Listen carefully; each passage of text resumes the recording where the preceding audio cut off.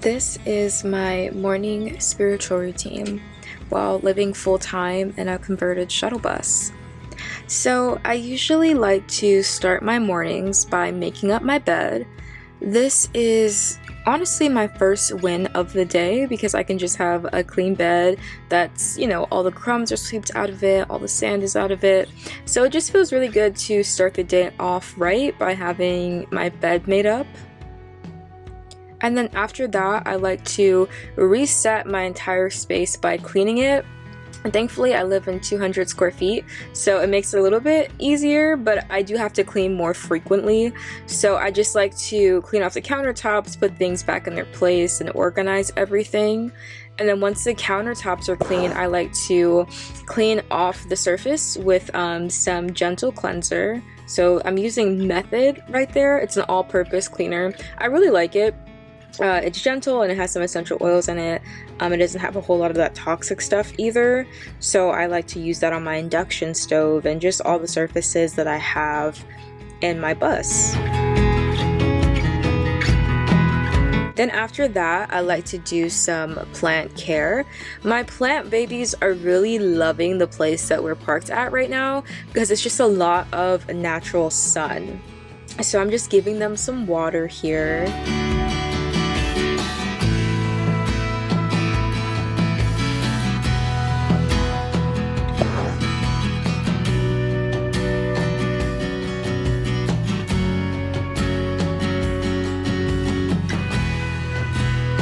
After that, I like to clean out my compost toilet. I like to get all of the irritating chores done in the morning so I don't have to worry about it for the rest of the day. So I'm using diatomaceous earth, and I'm also using loose coconut coir. The diatomaceous earth makes it so no flies get in my compost. It keeps all, the insects out, and I just mix it with the loose garden coir. Now I'm going in with my tried and true Swiffer. I love the Swiffer. Oh my god. It works so well in my bus because it's just so easy to store, and I love that it's a 2-in-1. It is a sweeper and it's also a mop. So I don't have to have a mop and a dustpan and a mop and a bucket and all that stuff. Being that I clean so often, if it's not convenient, I'm not gonna do it. So it just helps that this is super convenient.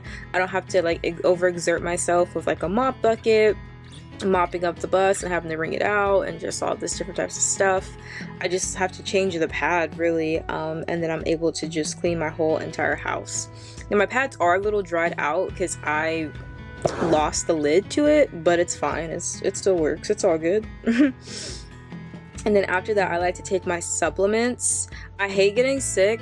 The flu is not for me. So right now I'm taking some vitamin C, I'm taking the probiotic, and I'm also taking some electrolytes because I just cannot get sick. It's just not my thing. I hate being sick.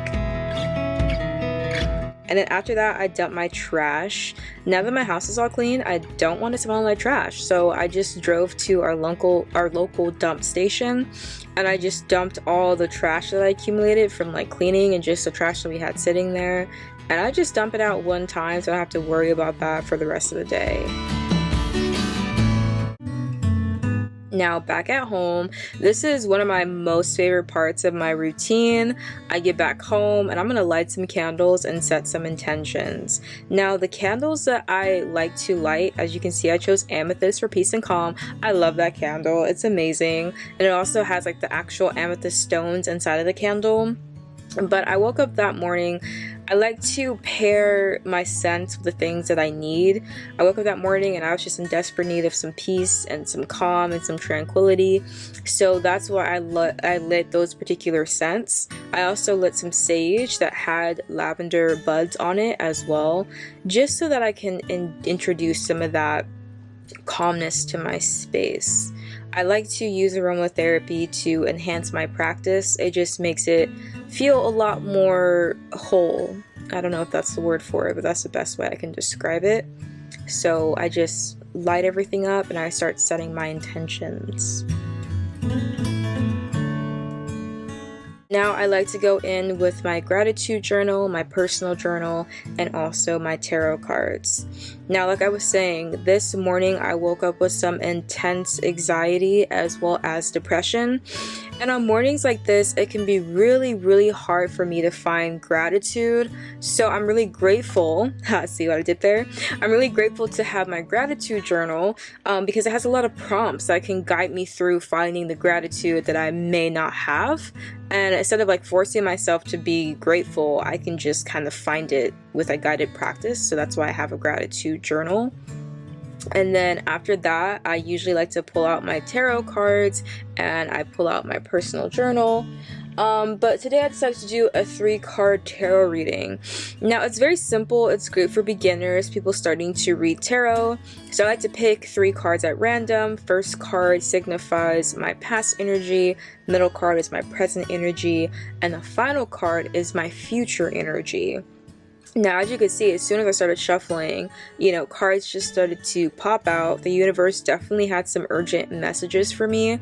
But a 3-card reading can apply to a lot of different things. You can do a relationship reading. You can do, just like different things as well.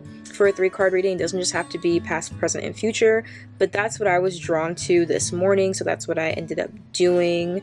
And I usually just shuffle and then split the deck where I'm called to, just using my intuition. And that's how I'm able to pick my final card. So I usually just turn the cards over, look at the cards for, small details that can help enhance the message. And I just sit with the message that the cards are giving me. And then I also like to journal that as well. I like to journal my tarot readings because if I ever want to reflect, I can. And I just write it all down. I write down, the things that I'm getting from the cards. But other than that, I also like to journal any dreams that I may have had the night before. I like to journal any thoughts, any anxieties, just anything really. I journal to purge, so I just let it all out in my journal. I find that that's a lot more healthy than me just holding on to things throughout my day. So I just write it all down. And if I need to, I'll go ahead and pull clarifying cards and I'll just flick through my guidebook to give me more clarification on the cards that I pulled. And I'll just write it all down as well, just for those documentation purposes, so that I can always, go back to this reading at a later time. Now, I also love to make myself tea in the morning. I go to this local shop that specializes in loose leaf tea. This is their relax blend, and honestly it's really good. It has chamomile in it and a couple other things in it as well, and it just tastes really, really good. It's organic and kosher, so I just like it. Honestly, I just like the act of like smelling the herbs and being able to put it in my tea. And as you can see, I have a rose quart on my tea, on my little tea infuser. So really just trying to work on that self-love. I mean, I was really trying to find it that day. But yeah, that's my tea all made up. And again, it just tastes really, really good. And I love to have hot tea in the morning, especially now since it starts kind of cold. But then I go ahead and make breakfast. I don't know why, but literally every single time I'm depressed, I crave McDonald's. And I don't even think it's because I like McDonald's. I think it's just like a nostalgia thing. And I woke up this morning craving those like McGriddles from McDonald's. So I wanted to make my own version of that. As you can see, I'm going in with dairy-free cheese. I use dairy-free mayo, and I use gluten-free English muffins because I am dairy-free, soy-free, and gluten-free. And obviously McDonald's food has all those things, so I figure make my own version at home, and just try to make something that I was craving. So that's what I'm doing here, and honestly it turned out really, really good. I can't even lie, it was bomb. And yeah, I mean, RIP to this dull knife and this tomato, but I'm trying my very hardest. And so that's me cutting a tomato. Ta-da! And yeah, that's the food. It was giving. Again, it was super duper good. I wish the cheese would have melted a little bit more, but that's just my own impatience because I was just ready to eat. I was starving. So I just had my tea and I had my little egg McGriddle. Honestly, I'll probably make that again today because that was so good. And then after that, I like to pick out my outfit for the day because I'm about to go shower outside. And so when I run back in my bus, it's good to have like my outfit already there on my bed. But yes, I love showering outside because I'm not always in the mood to go to the gym and deal with people. And so I love being able to just heat up some water, put it in a bag, and just shower outside. I love the convenience of it. And I love that I'm able to do it more often because it's just so easy. And I don't know, it's my thing. So after that, it was time for therapy. You know, if therapy is not your thing, I would say maybe click out at this point. I did include this clip of my therapy session because I think it's important for any routine to include wellness for your mental, physical, and emotional health. So this is just me doing therapy in the morning. In my life, the best way I can put it is that I've just been a chameleon. Like, I've had to really just, for the sake of my own survival, kind of like take on the environment of where I'm at. Like, that's what it kind of goes back to what I mean about like being in a space where I'm always like reacting and never acting. You know, it's always like, okay, like this is kind of what I'm going through, this is what I have going on. And so I kind of just blend into like my circumstances. And I think that's been like my biggest problem, is because like even like when I took advice from my teacher, like I love her, she was a very great mentor to me, God bless her, but at the same time it's like I didn't want her life. So I should have trusted myself and I should have stuck to what I wanted to do, because I probably would have still been in school. You know, it's hard to go to school for something when, one, we're in the pandemic, so like you're not even getting that emotional support because you're now in a remote type deal and you're in a major that you don't want to be in. And then on top of that, I was a first generation college student as well. So like all those transitionings were very, very difficult for me, and I didn't really feel like I had the support that I needed to be successful. And it didn't help that I pressured myself to do something that I didn't want to do.